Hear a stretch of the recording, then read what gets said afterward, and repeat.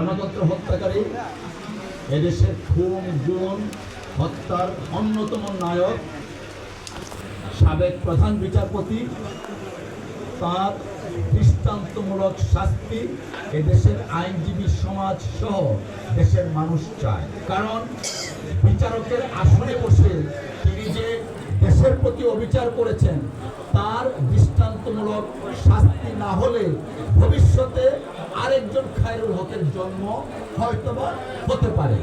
সেই কারণে খায়রুল হকের বিচার এমন হওয়া উচিত যেন ভবিষ্যতে আর নতুন কোনো খায়রুল হক বিচারাঙ্গনের সৃষ্টি না হয়। সেই লক্ষ্যে বাংলাদেশ জাতীয়তাবাদী আইনজীবী ফোরামের কেন্দ্রীয় কর্মসূচি হচ্ছে আগামী 29শে এপ্রিল সুপ্রিম কোর্ট, 29শে এপ্রিল বুধবার মঙ্গলবার বাংলাদেশের সর্বোচ্চ আদালত সুপ্রিম কোর্ট সহ ঢাকা বার সহ সারা বাংলাদেশের প্রত্যেকটা আদালতে খায়রুল হককে আইনের আওতায় আনার লক্ষ্যে প্রতিবাদ এবং বিক্ষোভ কর্মসূচি গ্রহণ করা হয়েছে।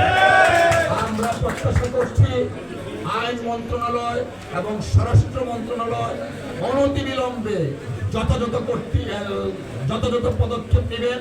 অন্যথায় বাংলাদেশ জাতীয়তাবাদী আইনজীবী ফোরাম আইনজীবী সমাজকে সাথে নিয়ে আরো কঠোর কর্মসূচি প্রণয়ন করবে। আজকে উপস্থিত হওয়ার জন্য সকলকে আবার ধন্যবাদ জানিয়ে শেষ করছি। আল্লাহ হাফেজ। বাংলাদেশ জিন্দাবাদ।